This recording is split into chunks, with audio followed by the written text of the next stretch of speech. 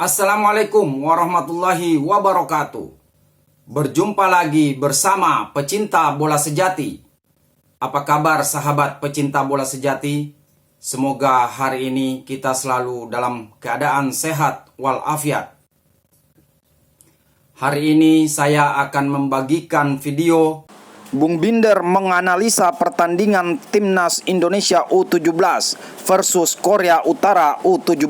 Untuk mengikuti informasinya lebih lanjut, mari kita simak videonya bersama-sama. Saya ingin memberikan analisa dari pertandingan perempat final Piala Asia U17 antara Indonesia versus Korea Utara yang berakhir untuk kemenangan Korea Utara dengan skor telak 0-6.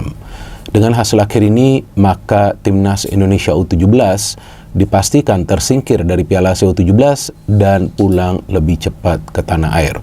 Berarti di babak semifinal nanti Korea Utara akan berhadapan dengan Uzbekistan. Tapi selain itu juga teman-teman, kita harus ingat bahwa target utamanya dari Timnas Indonesia U17 adalah untuk lolos ke Piala Dunia, bukan untuk menjadi juara dari Piala Asia U17 atau untuk minimal lolos ke babak semifinal.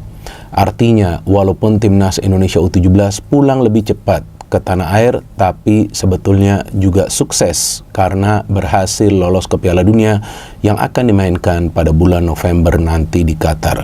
Walaupun tentu kekalahan telak dari Korea Utara ini adalah sebuah kekalahan yang menyakitkan, karena jujur saya tidak menyangka bahwa Timnas Indonesia U17 akan dibantai dan tidak bisa mencetak satupun gol ke gawang Korea Utara. Meskipun telah saya jelaskan di konten preview untuk pertandingan ini bahwa Korea Utara adalah tim yang lebih kuat daripada Korea Selatan karena para pemainnya sangat disiplin untuk menjaga posisi mereka. Artinya para pemain ini bermain secara textbook, mengikuti aturan dari pelatihnya agar tidak bermain dengan banyak gaya. Bermain mengandalkan passing, power artinya kekuatan fisik mereka, dan juga kecepatan yang mereka andalkan pada saat mereka mendekati pertahanan dari tim lawan yang mereka tunjukkan sepanjang jalannya pertandingan semalam.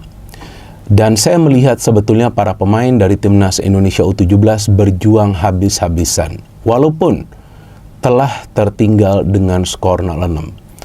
Tapi memang lawan yang dihadapi adalah lawan yang super kuat. Jika teman-teman perhatikan, para pemain Korea Utara tidak lelah sampai peluit panjang itu dibunyikan. Artinya mereka terus-menerus menyerang ke area pertahanan Timnas Indonesia U17 padahal mereka sudah unggul dengan skor yang telak yaitu 0-6. Artinya jelas bahwa memang para pemain Korea Utara menang dari segi fisik dan juga stamina yang bisa mereka jaga sepanjang jalannya pertandingan. Sedangkan para pemain dari Timnas Indonesia U17 walaupun berjuang habis-habisan tapi kelihatan bahwa sulit untuk melakukan yang namanya counter pressing. Artinya memberikan pressing juga kepada para pemain Korea Utara.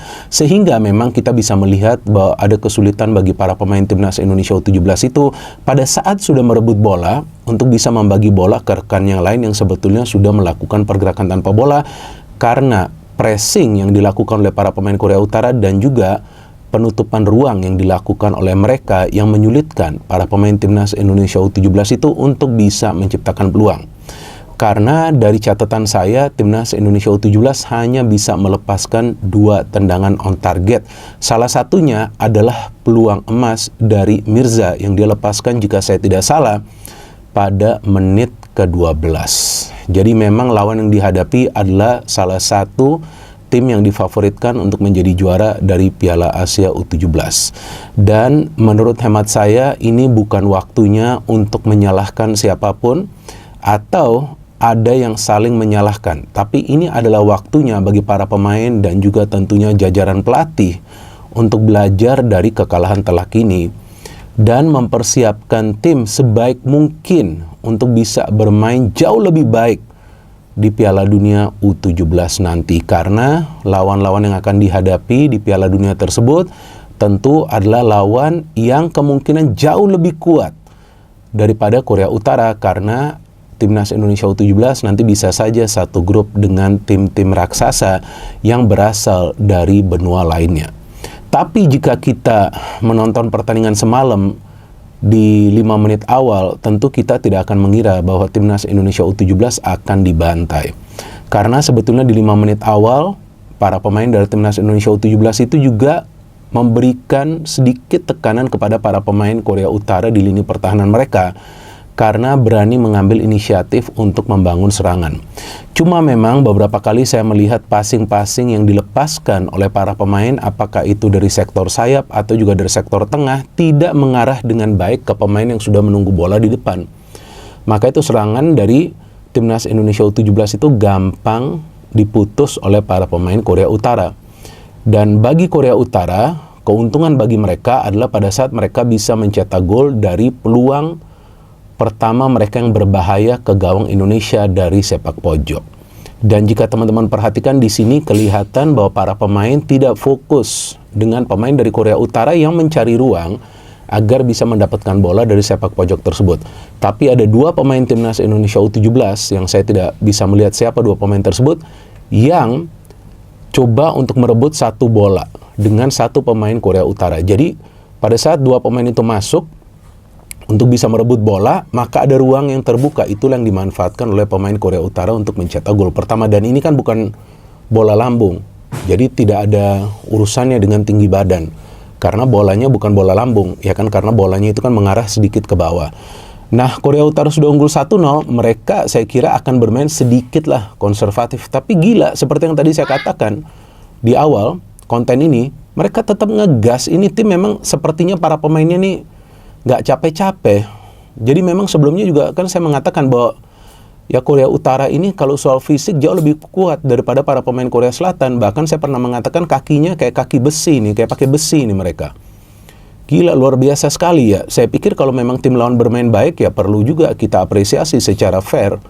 Dan gol kedua juga sebetulnya itu bukan sebuah peluang yang berbahaya, tapi lagi-lagi karena ada 2 pemain dari timnas Indonesia U17 yang merebut satu bola, maka ada lagi space yang free yang bisa dimanfaatkan oleh pemain Korea Utara tersebut. Kalau nggak salah kaptennya ini, dia shooting, deflected, kemudian 2-0. Nah, tapi kan bukan berarti para pemain timnas Indonesia U17 ini langsung menyerah. Enggak. Tetap menyerang, but the problem is, walaupun ya seperti yang tadi saya katakan di menit ke-12 Mirza itu mendapatkan peluang emas. Betul kan, sebetulnya itu karena goli, kalau nggak salah goli itu bisa merebut bola, memberikan umpan. Tapi selain itu, saya melihat bahwa para pemain yang dari second line ini sedikit terlambat untuk memberikan support.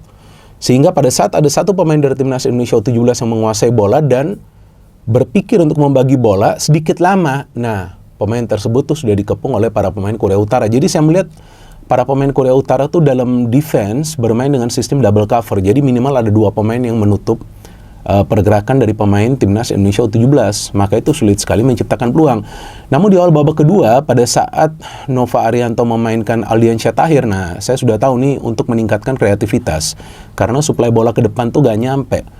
Dan sebetulnya kan Aldiansyah ini juga punya skill individu yang baik.